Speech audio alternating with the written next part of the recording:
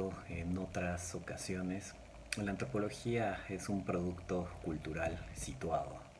que refleja el espíritu del tiempo de la comunidad que lo produce, así como la sociedad a la cual está dirigido y encaminado. De tal manera que con esta afirmación nos hemos dado cuenta de cómo esta antropología que hemos descrito desde la adjetivación de antropología mexicana, antropología en México, va cambiando de piel según distintos fenómenos sociales, distintas reflexiones académicas, así como la incorporación de paradigmas y estrategias metodológicas para su desempeño en términos de investigación y de aplicación. De tal manera que el día de hoy vamos a observar otro de estos ejemplos muy evidentes a lo largo de la historia de la antropología. Como bien lo habíamos señalado anteriormente, a partir de la década de los 70 comienza en México esto que se llama la quiebra política de la antropología y el florecimiento de la antropología crítica. De tal manera que de la mano del pensamiento de Guillermo Bonfil, Arturo Barman y un conjunto de antropólogos y antropólogas que emergen con procesos reflexivos y analíticos sobre las distintas implicaciones que habían generado políticas públicas en relación con su aplicación a los contextos culturales de nuestro país. De tal manera que desde la década de los 70 en nuestro territorio comienza a haber una efervescencia por una pluralidad de temas, por un conjunto diferenciado también de contextos para hacer trabajo de campo, así como la incorporación de perspectivas teóricas y analíticas para la descripción y la comprensión de la realidad. El día de hoy, con el texto de Marcelo Padilla, Desastres académicos, los estudios culturales como modalidad sin objeto, vamos a ubicar perfectamente a partir de este ejemplo que nos da Marcelo Padilla,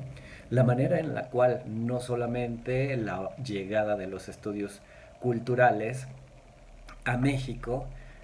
aparece como un asunto separado, sino más bien la llegada de los estudios culturales a nuestro país es reflejo de una tendencia a nivel internacional donde compartimos distintos procesos históricos, políticos y académicos con América Latina, a su vez que incorporamos elementos todavía de la antropología anglosajona. Al igual que hace 100 años, cuando justo en los inicios de las primeras décadas del siglo XX, la antropología en México incorporaba planteamientos de las corrientes de antropología británicas y planteamientos de las corrientes de antropología norteamericana. En este sentido, el texto de Marcelo Padilla apunta desde el surgimiento de la teoría crítica. De tal manera que, como lo habíamos vislumbrado en estos textos relacionados con el etnodesarrollo y con el planteamiento de Guillermo Bonfil del México profundo, esta lógica de analizar de manera crítica la realidad, analizar de manera crítica los estudios culturales, proviene de una tradición que la podemos ubicar desde las filas del marxismo. Si bien no podemos olvidar que el marxismo con Marx sucede a mediados del siglo XIX, es en sus distintos momentos y representaciones, especialmente desde el mundo occidental, que en la década de los 40 y los 50 del siglo pasado comienzan a aplicarse y a reflexionarse un conjunto de premisas vinculadas con este pensamiento, en las cuales categorías relacionadas como la lucha de clases, como los medios de producción, como la dialéctica o como procesos vinculados hacia las estructuras y superestructuras que organizan una sociedad y las ideologías que las conmueven, empezamos a ubicar estas aplicaciones en contextos que estaban más allá de estos países con ideología socialista. De tal manera que hay distintos autores en esta primera etapa que retoman el pensamiento marxista y los comienzan a aplicar en sus distintos estudios. A partir de ahí, entonces, esos estudios estaban dirigidos con especial particularidad a aquellos sujetos y actores políticos que Marx consideraba como indispensables dentro de un proceso de transformación social revolucionaria. Y estos eran los movimientos obreros, así como las distintas escenas de los partidos políticos de izquierda y su vinculación con las ideologías dominantes. Es así que vamos observando cómo en esta primera etapa de estos estudios críticos también observamos una articulación muy directa entre la reflexión crítica de la cultura, pero también su articulación de manera militante. Es de esta manera que esta tradición articula con una perspectiva donde los estudios críticos van también abriendo o habilitando espacios de la lucha social. Un espacio geográfico que señala Marcelo Padilla como relevante para dar cauce a este desarrollo del origen de los estudios culturales tiene que ver con Inglaterra. Desde ahí un conjunto de pensadores fundaron el Centro de Estudios Culturales Contemporáneos de Birmingham, entre los cuales sobresalían Raymond Williams, Stuart Hall, Richard Howard, John Fiske y E.P. Thompson.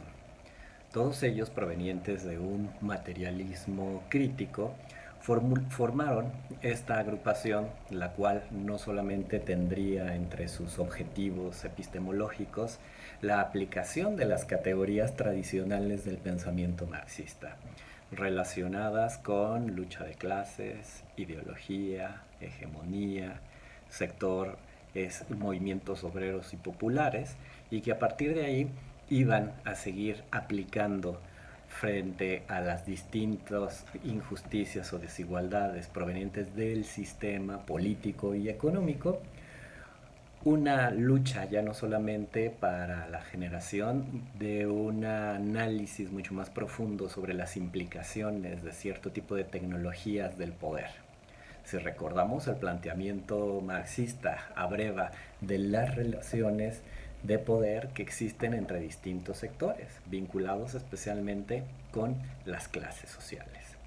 De tal manera que desde los distintos estudios que van estableciendo cada uno de estos pensadores, van ubicando perfectamente cómo funcionan los mecanismos de control ideológico hacia ciertos sectores de la sociedad. No olvidemos que, por ejemplo, para 1940 el pensamiento de Gramsci, otro de los distintos pensadores marxistas occidentales, italiano, ubicaba perfectamente la lógica de la relación entre hegemonía y subalternidad, entre lo culto, lo popular, los distintos sectores relacionados con las clases sociales, y que a partir de ahí podrían ubicar perfectamente cómo funcionaban los mecanismos de control ideológico, desde los programas de televisión que estaban auspiciados por el Estado, hasta sus propios mensajes, hasta las formas en las cuales se leen las noticias o se generan las noticias, y por otro lado, la manera en la cual van teniendo distintas implicaciones hacia los sectores culturales a los cuales están determinados. De tal manera que Marcelo Padilla va desarrollando distintos aspectos sobresalientes en relación con esta primera edad de los estudios culturales críticos ingleses, especialmente en aquellos donde aplicaban perfectamente las categorías ligadas con el pensamiento marxista, y también ubicaban este tipo de reflexiones como parte de un fundamento para abrir espacios y generar palestras para el debate político. Es interesante que en esta edad no solamente la investigación académica servía para generar datos básicos para la comprensión de la realidad, sino también brindaba de insumos tanto cuantitativos como cualitativos para explicar estos modos de dominación en términos de un sistema hegemónico y su posible impugnación desde un punto de vista de lo social. De tal manera que vamos viendo cómo la articulación en este tipo de procesos de investigación y participación, de investigación y militancia, van generando un tipo de acción social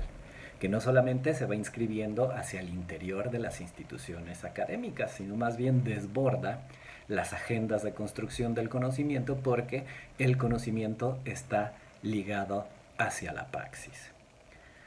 Uno de los señalamientos que genera Marcelo Parilla es que durante distintos años esta corriente de pensamiento crítico en estudios culturales ingleses pasó y hizo también sus recambios temáticos. Desde una primera edad, donde ubicaba perfectamente las formas de dominio, control y producción ideológica de los modos culturales que tiene el poder, hasta una segunda etapa, donde comenzó a analizar el análisis diferenciado del capital simbólico en común que se genera desde las hegemonías. ¿Esto qué quiere decir? Que empezó a ubicar la manera en la cual cierto tipo de sectores sociales abrevan o se apropian de esta clase de mensajes que está producido desde la hegemonía del poder. De tal manera que en estas dos edades vamos viendo desde la producción hasta la apropiación. Es interesante cómo en estos dos ámbitos sucedieron cambios de paradigmas en términos epistemológicos al mismo tiempo que cambios de paradigmas en términos metodológicos. En este aspecto relacionado con la apropiación diferenciada del capital simbólico en común, John Fiske y John Haraway establecen un proceso muy particular de análisis de la realidad determinada desde el pensamiento crítico.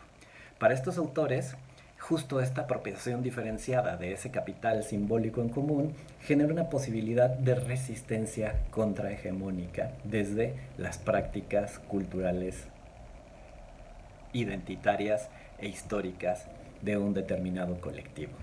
Esto es muy interesante porque a partir de ahí vamos ubicando cómo sucede una dinámica en esto que llamaría Foucault la microfísica del poder,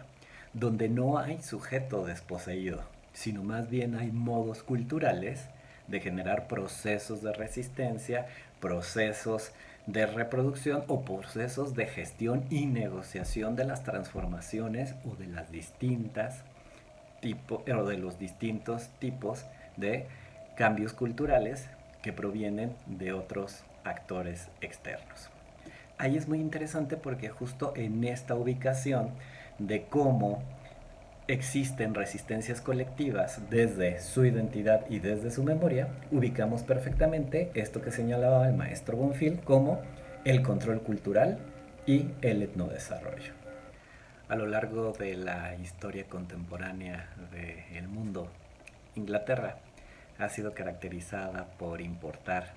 distintos modelos que van generando sus réplicas a lo largo del mundo. No solamente hablamos de buena música o de interesantes series de televisión y buenas películas, sino también hablamos de distintos modelos teóricos, de distintos tipos de metodología que se abrevan, se articulan y sobre todo se experimentan a modo de un mix en las distintas latitudes en términos de procesos investigativos y academias. Y los estudios culturales obviamente no podrían ser la excepción. En Estados Unidos, por ejemplo, su llegada sucede justo en un momento de una reflexión de distintas perspectivas teóricas que comenzaron a transformar la realidad académica de aquel país. Con la crisis de la epistemología relacionada con el evolucionismo, con el difusionismo, así como el estructuralismo y el funcionalismo, en Estados Unidos la aplicación del pensamiento de estudios críticos tuvo un eco interesante en el sentido de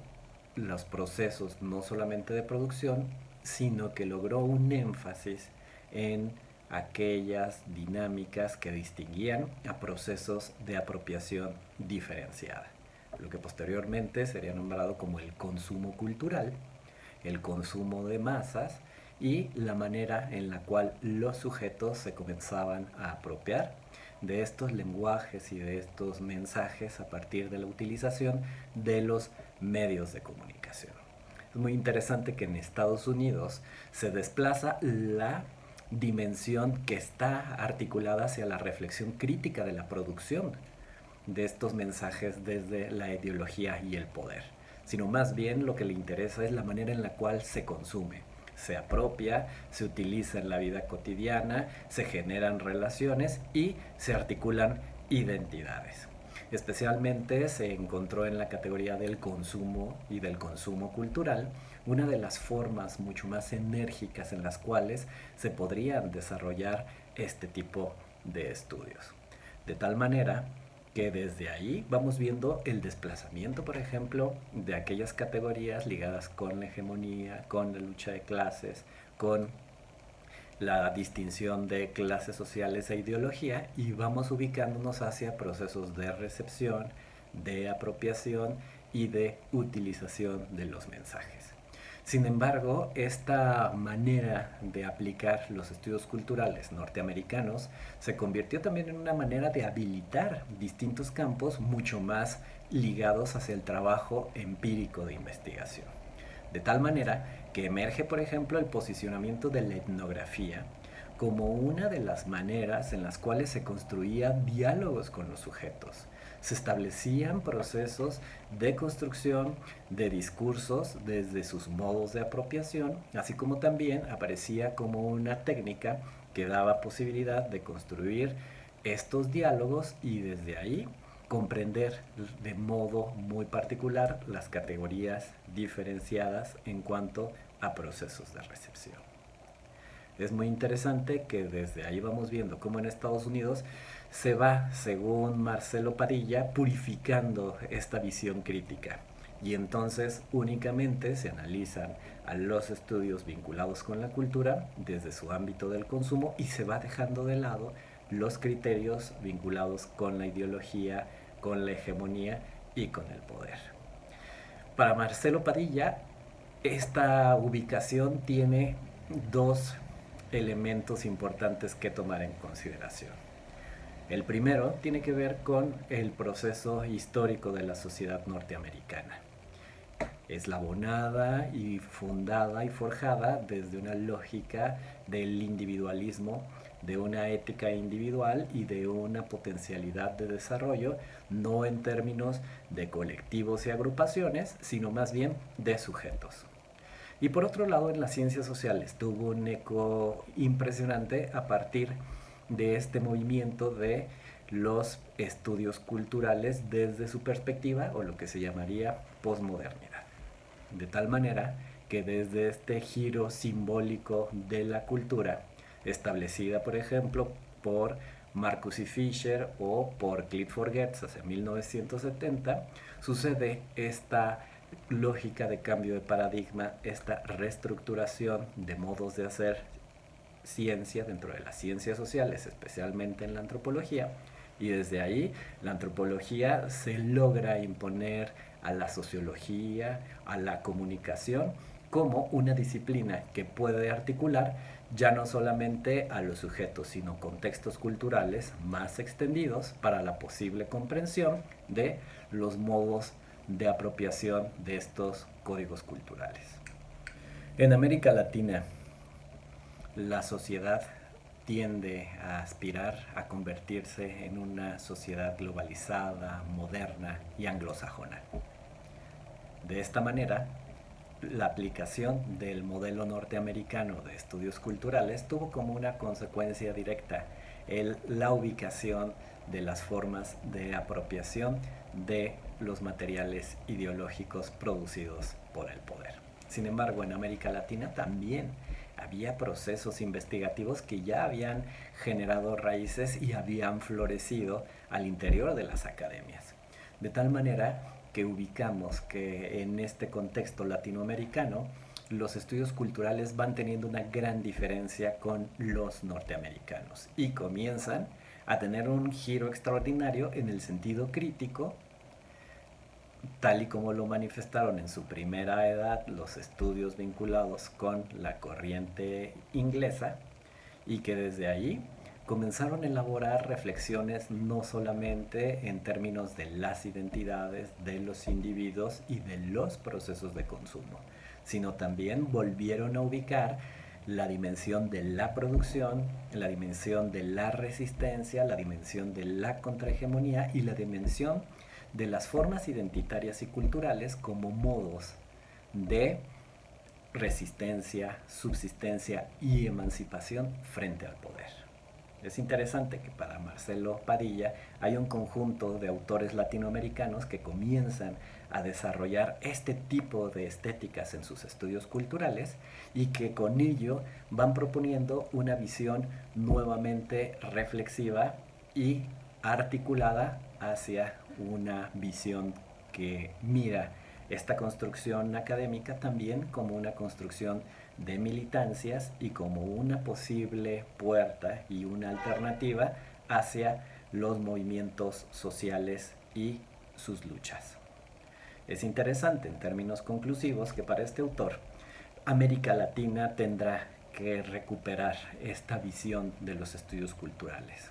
donde no solamente podamos ubicar a los individuos y a las identidades como formas abstractas y diversas, sino también ubicarlas dentro de la arena política y del poder en las cuales cada uno se mueve. No dejar de lado tampoco la reflexión crítica del poder, la desigualdad y los modos de dominio, así como también las formas locales de emancipación y de resistencia para dar posibilidad de comprender que otros mundos todavía son posibles.